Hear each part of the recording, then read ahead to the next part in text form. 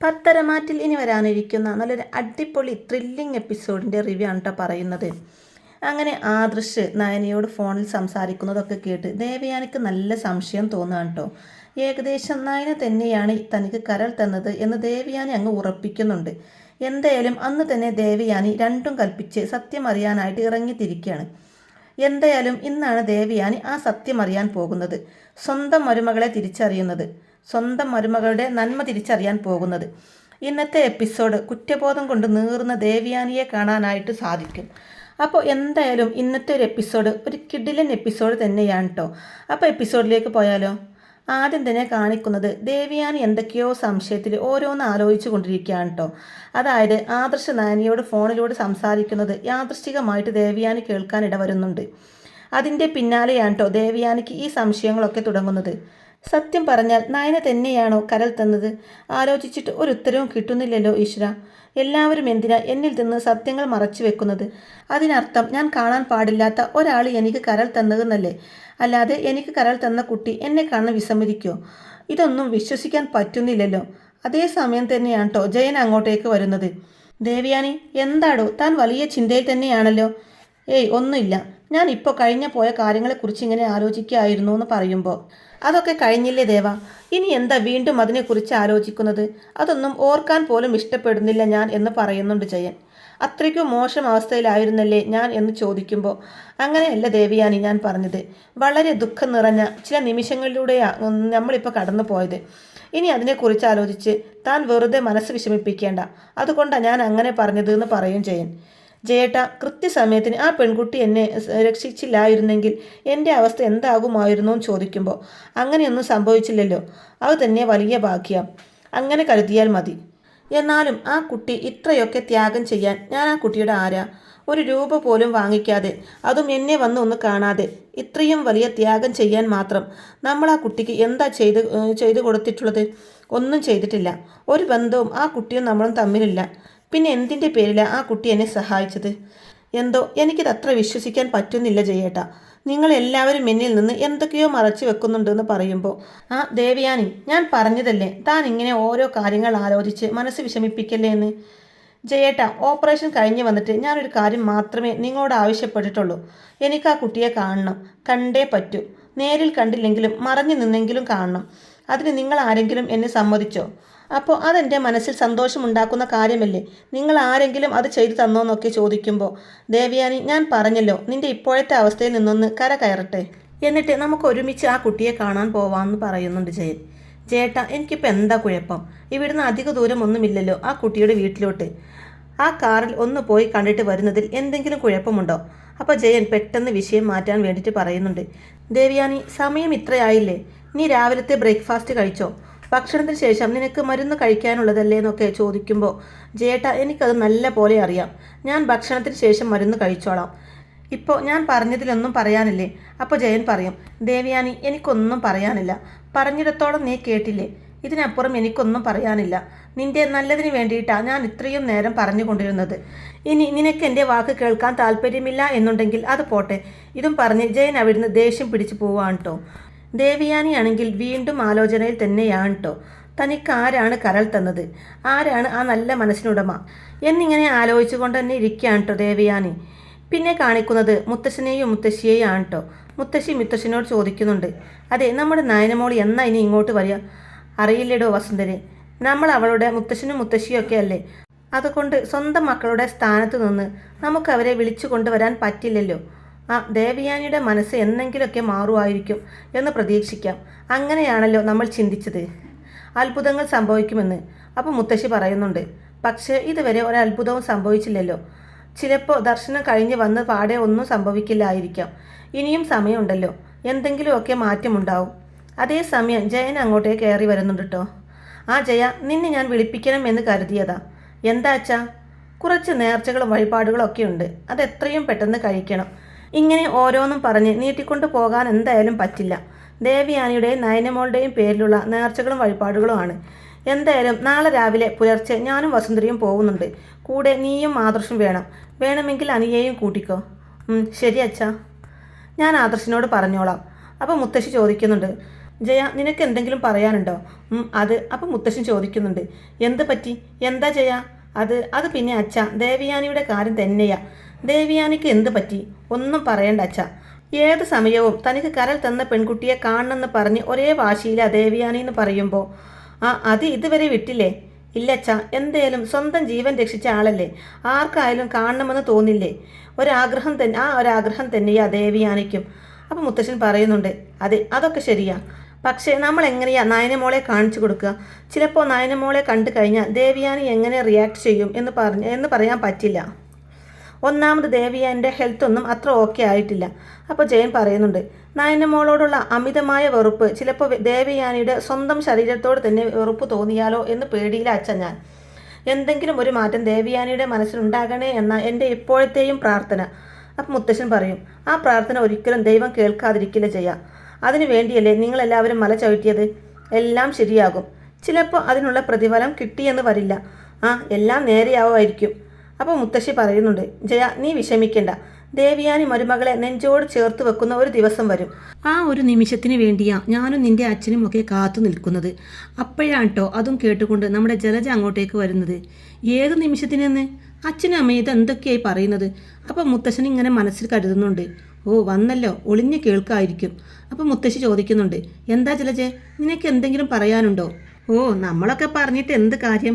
ഇവിടെ ആരെങ്കിലും നമ്മുടെ വാക്ക് വിലക്കെടുക്കുന്നുണ്ടോ? അപ്പോൾ അത് കേട്ട് ജയൻ പറയുന്നുണ്ട്, അതെന്താ ജലജെ നീ അങ്ങനെ പറഞ്ഞത്? നിനക്കിവിടെ എന്തെങ്കിലും കുറവുണ്ടോ? ഒന്നും പറയണ്ടല്ലോ, ഇവിടെ കുറവല്ലേ ഉള്ളൂ.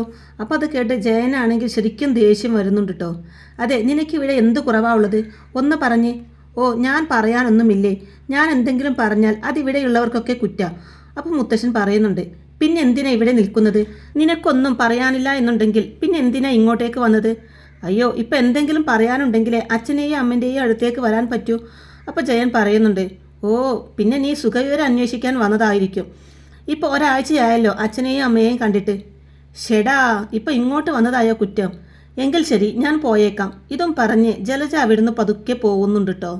അപ്പോൾ ജലജ ഇങ്ങനെ മനസ്സിൽ കരുതുന്നുണ്ട്, ഒന്നും ഇങ്ങോട്ട് അറിയാൻ പറ്റുന്നില്ലല്ലോ. എന്തായാലും ഏട്ടത്തിയെയും നയനയെയും ചേർത്താണ് ഇവരിങ്ങനെ സംസാരിച്ചു കൊണ്ടിരിക്കുന്നത്. ഇതിന് മാത്രം ആ പെണ്ണിന് എന്താ പ്രശ്നം? ഇതൊന്ന് അറിയാൻ എന്താ ഒരു മാർഗം? ഒരു മാർഗമുണ്ട്. ഇതും പറഞ്ഞ് ജലജ നേരെ പോകുന്നത് അബിയുടെയും നവ്യയുടെയും റൂമിലോട്ടാണ് കേട്ടോ. എന്നിട്ട് ശക്തിയായി ഡോറിന് മുട്ടുന്നുണ്ട്. അപ്പോൾ നവ്യ പറയുന്നുണ്ട്, ദേ ഒന്ന് ചെന്ന് നോക്കിയ അബി. നവ്യ, എൻ്റെ കാലിന് വയ്യാതിരിക്കല്ലേ, നീ ഒന്ന് പോയി തുറന്നു കൊടുക്ക്. ഇത് വലിയ കഷ്ടമാണല്ലോ എന്ന് പറഞ്ഞ് നവ്യ ഡോറ് തുറക്കാൻ പോകുന്നുണ്ട്. നിന്റെ അമ്മയായിരിക്കും. ഇതും പറഞ്ഞ് നവ്യ ഡോറ് തുറക്കുന്നതും ജലജ മുന്നിലുണ്ട് കേട്ടോ. നീയും ഇവിടെ ഉണ്ടായിരുന്നോ ഇതിനുള്ളിൽ? അപ്പോൾ നവ്യ നല്ല ചുട്ട മറുപടി തന്നെ കൊടുക്കുന്നുണ്ട് കേട്ടോ. പിന്നെ ഞാൻ എൻ്റെ മുറിയിലല്ലാതെ നിങ്ങളുടെ മുറിയിൽ വന്ന് കിടക്കണോ എന്ന് ചോദിക്കുമ്പോൾ, നീ എവിടെയാണെങ്കിലും പോയി കിടന്നോ. അബി എവിടെ? എടാ അബി, അമ്മയായിരുന്നോ? എടാ കാലിന് വയ്യാന്നും പറഞ്ഞ് ഏത് സമയവും ഈ മുറിയിൽ തന്നെ കിടപ്പാണോ?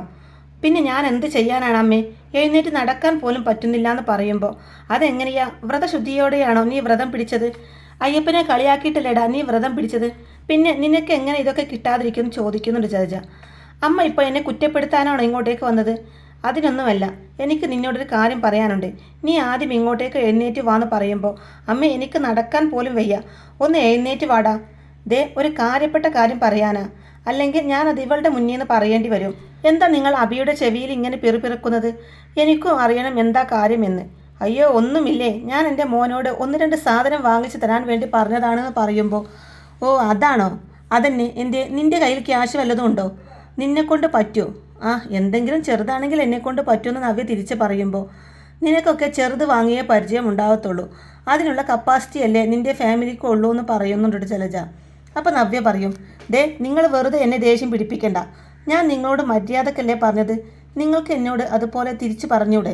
കുറച്ച് സ്നേഹത്തിലൊക്കെ നിന്നാൽ എത്ര നന്നായേനെന്നൊക്കെ പറയുമ്പോൾ, നവ്യ ഞാൻ നിന്നോട് സ്നേഹത്തിൽ തന്നെയാണ് നിൽക്കുന്നത്. നീ വെറുതെ എന്നോട് വഴക്കിന് വരണ്ട. വഴക്കിന് വന്നതിപ്പോൾ ഞാനാണല്ലോ. ഞങ്ങളുടെ റൂമിലോട്ട് ഇടിച്ചു കയറി വന്നതിപ്പോൾ ഞാനാ.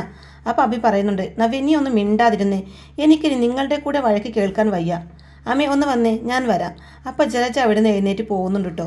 പോകുമ്പോൾ തന്നെ നവ്യയെ ഓരോന്ന് പിറുപിറുത്ത് കൊണ്ടാണ് കേട്ടോ പോകുന്നത്. അപ്പോൾ നവ്യ അബിയോടായിട്ട് പറയുന്നുണ്ട്, അബി പോകുന്നതൊക്കെ കൊള്ളാം, അവരുടെ വാക്ക് കേട്ട് വീണ്ടും ഇനി തെറ്റായ വഴിയിലൂടെ പോവല്ലേ എന്ന് പറയുമ്പോൾ ഒരു ആക്കിയ മൂളലോടെ അബി അവിടെ നിന്നും പോകുന്നുണ്ട് കേട്ടോ. ഈശ്വര, ഇവൻ എന്തിനാണാവോ ഇപ്പോൾ വിളിപ്പിക്കുന്നതെന്ന് ആലോചിച്ചുകൊണ്ടിങ്ങനെ നിൽക്കുന്നുണ്ട് നവ്യ. അതിനുശേഷം കാണിക്കുന്നത് ദേവയാനി കാറിൽ കയറി എവിടെയോ പോകുന്നതാണ് കേട്ടോ. അപ്പോൾ ഡ്രൈവർ ചോദിക്കുന്നുണ്ട്, മാഡം ഇത് തന്നെയല്ലേ പറഞ്ഞ സ്ഥലം ചോദിക്കുമ്പോൾ, ആ ഇത് തന്നെ. ആ പിന്നെ ഇവിടെ കുറച്ച് സമയം വെയിറ്റ് ചെയ്യേണ്ടി വരുമെന്ന് പറയുമ്പോൾ, ഏയ് കുഴപ്പമില്ല മാഡം, ഞാൻ ഇവിടെ നിന്നോളാം. ശരി. ഇതും പറഞ്ഞ് ദേവയാനി ഹോസ്പിറ്റലിലോട്ട് പോകുന്നുണ്ട് കേട്ടോ. എന്നിട്ട് ദേവയാനി കാണാൻ പോകുന്നത് ദേവയാനിയെ ആദ്യം നോക്കിയിരുന്ന ആ ഒരു ഡോക്ടറുണ്ടല്ലോ, ഒരു ലേഡി ഡോക്ടർ, ആ ഡോക്ടറെ ആണ് കേട്ടോ കാണുന്നത്. എന്തായാലും ദേവയാനി ആ ഒരു ഡോക്ടറുടെ റൂമിലേക്ക് കയറുന്നുണ്ട്. ആ മാഡം ഇതെന്താ പ്രതീക്ഷിക്കാതെ? ഓ ഒന്നുമില്ല ഡോക്ടർ. എന്ത് പറ്റി? സംസാരത്തിനൊക്കെ ഒരു തളർച്ച പോലെ. മാഡം ഇരിക്കൂ. ദേവയാനി അങ്ങനെ ഡോക്ടറുടെ മുന്നിൽ ഇരിക്കുകയാണ് കേട്ടോ. എന്നിട്ട് ചോദിക്കുന്നുണ്ട്, ഡോക്ടർ ഇപ്പോൾ തിരക്കിലാണോ?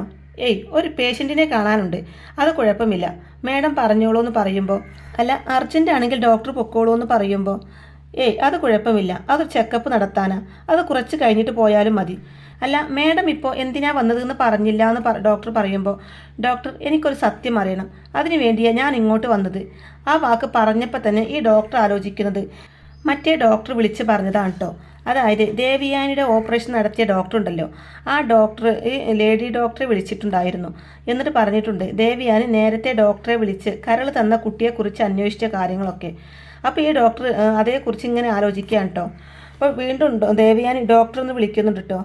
അപ്പോൾ ഡോക്ടർ പറയുന്നുണ്ട്, ആ മേഡം ഇപ്പോഴും കാര്യം പറഞ്ഞില്ലല്ലോ. അത് സത്യമൊക്കെ ഞാൻ അറിഞ്ഞു, എന്നാലും എനിക്കൊരു ഉറപ്പ് വരുത്താൻ അതിനാണിപ്പോൾ ഞാൻ വന്നതെന്ന് ദേവയാനി പറയുന്നതും. എന്ത് പറ്റി? എന്താ കാര്യം? മാഡം കാര്യം പറഞ്ഞാലല്ലേ എനിക്ക് മനസ്സിലാകൂ. അത് എനിക്ക് കരൾ തന്ന പെൺകുട്ടിയെക്കുറിച്ച് അറിയണം എന്നൊരാഗ്രഹം. ആരോട് ചോദിച്ചിട്ടും അവരൊന്നും പറയുന്നില്ല. അതുകൊണ്ടാണ് ഞാൻ ഡോക്ടറുടെ അടുത്ത് വന്നത്. മാഡം ഇതിനെല്ലാവരും മാഡത്തിന് മറുപടി തന്നതല്ലേ? ആ ഒരു മറുപടി തന്നെയാ എനിക്കും തരാനുള്ളത്. ആ കുട്ടിക്ക് അങ്ങനെ ആരെയും കാണണമെന്നില്ല, പ്രത്യേകിച്ച് മാഡത്തിനെ. ആ കുട്ടിക്ക് ഒരാളെ രക്ഷിക്കുക എന്ന ലക്ഷ്യം മാത്രമേ ഉണ്ടായിരുന്നുള്ളൂ. ആ കുട്ടി മാഡത്തെ രക്ഷിച്ചില്ലേ? അങ്ങനെ ഒരു കുട്ടിയുടെ പെർമിഷൻ ഇല്ലാതെ എങ്ങനെയാണ് മാഡത്തിന് ആ കുട്ടിയുടെ ഡീറ്റെയിൽസ് തരിക? ഇക്കാര്യത്തിൽ എനിക്ക് മാഡത്തിനോട് സഹകരിക്കാൻ ബുദ്ധിമുട്ടുണ്ടെന്നൊക്കെ ഡോക്ടർ പറയുമ്പോൾ, ഇത് തന്നെയാണ് ഞാൻ പ്രതീക്ഷിച്ചിരുന്നത്. കുഴപ്പമില്ല ഡോക്ടർ, എന്തായാലും ആ കുട്ടി സന്തോഷത്തോടെ ഇരുന്നാൽ മതി എന്ന് ദേവയാനി പറയുമ്പോൾ, തുടർന്ന് ഡോക്ടർ പറയുന്നുണ്ട്, എല്ലാം നേരെയാകും. എന്തായാലും ഒരു ദിവസം മാഡം ആ കുട്ടിയെ കാണും. ഇതും പറഞ്ഞ് ദേവയാനിയെ ആ ഡോക്ടർ പരിശോധിക്കുന്നുണ്ട് കേട്ടോ. പരിശോധനയൊക്കെ കഴിഞ്ഞതിന് ശേഷം ഡോക്ടർ പറയുന്നുണ്ട്, ഇപ്പോൾ കുഴപ്പമൊന്നുമില്ല. എന്തായാലും ഇങ്ങനെ ഒറ്റയ്ക്കൊന്നും ഇനി വരണ്ട, കൂടെ ഒരാളെ കൂട്ടുന്നത് നല്ലതാണെന്ന് പറയുന്നുണ്ട് കേട്ടോ ഡോക്ടർ. ഞാൻ കാറിലാണ് ഡോക്ടർ വന്നത്, പിന്നെ ഇങ്ങോട്ടേക്ക് കയറേണ്ട ആവശ്യം മാത്രമല്ലേ ഉള്ളൂ, അതുകൊണ്ട് ആരെയും ബുദ്ധിമുട്ടിക്കാത്തതെന്ന് പറയുന്നുണ്ട് കേട്ടോ ദേവയാനി. അത് കുഴപ്പമില്ല. പിന്നെ മരുന്ന് തീർന്നിട്ടില്ലെങ്കിൽ സ്ഥിരം കഴിക്കുന്ന മരുന്ന് തന്നെ കഴിച്ചാൽ മതി. അത് തീർന്നാൽ ഒരു മാസത്തേക്കുള്ളതും കൂടെ ഇവിടുന്ന് വാങ്ങിക്കാം. ശരി. ഇതും പറഞ്ഞ് ദേവയാനി തിരിച്ചു പോവാണ് കേട്ടോ. അപ്പോൾ അതേ സമയം തന്നെ ദേവയാനി ഒരു കാര്യത്തെക്കുറിച്ച് ഇങ്ങനെ ആലോചിക്കുകയാണ് കേട്ടോ. എന്തായാലും ഇതേക്കുറിച്ച് ഇവിടുത്തെ നേഴ്സുമാർക്കൊന്നും അറിയാതിരിക്കത്തില്ലല്ലോ. നയനയുടെ ഫോട്ടോ കാണിച്ചു കൊടുത്ത് എന്തുകൊണ്ട് ആ കുട്ടിയാണെന്ന് തന്നെ കൺഫേം ചെയ്തുകൂടാ എന്ന് തോന്നുന്നു കേട്ടോ ദേവയാനിക്ക്. ഇതും പറഞ്ഞ് ദേവയാനി തിരിയുന്നത് കുറച്ച് നഴ്സുമാരുടെ അടുത്തേക്കാണ് കേട്ടോ. അങ്ങനെ ദേവയാനി അവരോട് ചോദിക്കാൻ വേണ്ടി അവരുടെ അടുത്തേക്ക് ചെല്ലുന്നുണ്ട്. Excuse me. അങ്ങനെ അവർ തിരിഞ്ഞു നോക്കുമ്പോൾ തന്നെ ദേവയാനിയെ നല്ല പരിചയം തോന്നുന്നുണ്ട് കേട്ടോ. യെസ് മാഡം, എന്തെങ്കിലും ആവശ്യമുണ്ടോ എന്ന് അവർ ചോദിക്കുമ്പോൾ, ഏയ് ഞാനൊരു കാര്യം അറിയാൻ വേണ്ടി വന്നതാ, ഡോക്ടറെ കാണാൻ വേണ്ടി വന്നതായിരുന്നു. തിരിച്ചു വരുമ്പോൾ നിങ്ങളോട് തിരക്കാമെന്ന് കരുതി. എന്ത് പറ്റി മാഡം? അത് വേറൊന്നുമല്ല. ഇപ്പോൾ അടുത്തിവിടെ ഒരു ലിവർ ട്രാൻസ്പ്ലാന്റേഷൻ നടന്നില്ലായിരുന്നോ എന്ന് ചോദിക്കുമ്പോൾ, ആ നടന്നിരുന്നു. ആ ലിവർ കൊടുത്ത കുട്ടിയെക്കുറിച്ച് നിങ്ങൾക്ക് എന്തെങ്കിലും അറിയുമോ എന്ന് ചോദിക്കുമ്പോൾ, അതിപ്പോൾ ഞങ്ങൾക്ക് എന്തറിയാനാ? ഞാനിപ്പോൾ ഒരു കുട്ടിയെ കാണിച്ചു തരാം, ആ കുട്ടി തന്നെയാണെന്ന് നിങ്ങൾക്ക് ഉറപ്പ് വരുത്താമോ? അത് പിന്നെ വിനീത് നീ അല്ലായിരുന്നോ അന്ന് ലിവർ ട്രാൻസ്പ്ലാന്റേഷൻ നടത്തുന്ന ആ കുട്ടിയുടെ ചെക്കപ്പൊക്കെ നടത്തിയിരുന്നത്? അതേലോ. ഏയ് ഒന്നുമില്ല, ഈ കുട്ടി തന്നെയാണോ അന്ന് ലിവർ ദാനം ചെയ്തത്? അങ്ങനെ ദേവയാനി നയനിയുടെ ഫോട്ടോ കാണിച്ചു കൊടുക്കുന്നുണ്ട് കേട്ടോ. അപ്പോൾ അയാൾ പറയുന്നുണ്ട്, ഈ കുട്ടി തന്നെയാ, ഇവർ തന്നെയാ അന്ന് ലിവർ ദാനമായി നൽകിയത്. അപ്പോൾ അയാൾക്ക് ദേവയാനിയെ നല്ല പരിചയമുള്ളതുപോലെ തോന്നുന്നുണ്ട് കേട്ടോ. അല്ല മേഡം, എന്നാൽ ഇത് കേട്ടപ്പോൾ തന്നെ ദേവയാനി ആകെ ഞെട്ടിത്തരിച്ച് നിൽക്കുകയാണ് കേട്ടോ. ദേവയാനിക്ക് ചുറ്റുള്ളതൊന്നും ഓർമ്മയില്ല. അവർ ചോദിക്കുന്ന ചോദ്യങ്ങൾക്കൊന്നും മറുപടി കൊടുക്കാതെ ദേവയാനി കരഞ്ഞുകൊണ്ട് തിരിച്ചു നടക്കുകയാണ്. എന്നിട്ട് ദേവയാനി നേരെ പോകുന്നത് ഡോക്ടറുടെ മുറിയിലേക്കാണ് കേട്ടോ. ഡോക്ടർ. എന്നാൽ ദേവയാനിയുടെ അവസ്ഥ കണ്ട് ഡോക്ടർ ആകെ എന്ത് ചെയ്യണമെന്നറിയാത്ത മട്ടിൽ നിൽക്കുകയാണ്. ഡോക്ടർ, നിങ്ങളൊക്കെ മറച്ചു വെച്ചത് ഇതായിരുന്നല്ലേ? നയനയാണല്ലേ ഡോക്ടർ എനിക്ക് ലിവർ തന്നത്? ഞാൻ എൻ്റെ ശത്രുവിനെ പോലെ കണ്ടിരുന്ന ആ കുട്ടി തന്നെയാണല്ലേ? ഞാൻ ഏറ്റവും കൂടുതൽ ആരെയാണോ വെറുത്തിരുന്നത് ആ കുട്ടി തന്നെയാണല്ലേ? എൻ്റെ മരുമകൾ തന്നെയാണല്ലേ ഡോക്ടർ എൻ്റെ ജീവൻ രക്ഷിച്ചത്? എന്തിനാ ഡോക്ടർ എന്നോടിത് മറച്ചു വെച്ചത്? നയനയാണല്ലേ എന്നെ സഹായിച്ചത്. ഈശ്വര, എന്ത് മാത്രം മഹാപാപിയാണ് ഞാൻ. ആ കുട്ടിയെ എന്ത് മാത്രം ഞാൻ വേദനിപ്പിച്ചു, എന്ത് മാത്രം ഞാൻ വെറുത്തുപോയി. ഒരമ്മായിയമ്മ ചെയ്യാൻ പാടില്ലാത്ത കാര്യങ്ങളൊക്കെയാണല്ലോ എൻ്റെ മോളോട് ഞാൻ ചെയ്തത്. ഈശ്വര, ഇത്രയും മഹാപാപിയായിരുന്നു ഞാൻ. ഇതും പറഞ്ഞ് ദേവയാനി ഡോക്ടറുടെ മുമ്പിൽ നിന്ന് പൊട്ടിക്കരയാണ് കേട്ടോ. ഇനി വളരെ ട്വിസ്റ്റുകൾ നിറഞ്ഞ എപ്പിസോഡുകളാണ് കേട്ടോ. ദേവയാനി നേരെ നയനയെ വിളിച്ചു കൊണ്ടുവരാൻ വേണ്ടി നയനയുടെ വീട്ടിലേക്കൊക്കെ പോകുന്നുണ്ട് കേട്ടോ. അപ്പോൾ അങ്ങനെയുള്ള കിഡിലൻ എപ്പിസോഡുകൾ തന്നെയാണ് കേട്ടോ ഇനി പത്തരമാറ്റ് സീരിയലിൽ വരാനിരിക്കുന്നത്. അപ്പോൾ ഈ ഒരു റിവ്യൂ ഇഷ്ടമായിട്ടുണ്ടെന്നുണ്ടെങ്കിൽ വീഡിയോ ലൈക്ക് ചെയ്യാനും ചാനൽ കൂടി ഒന്ന് സബ്സ്ക്രൈബ് ചെയ്ത് സപ്പോർട്ട് ചെയ്യാനും മറക്കല്ലേ ഫ്രണ്ട്സ്. താങ്ക്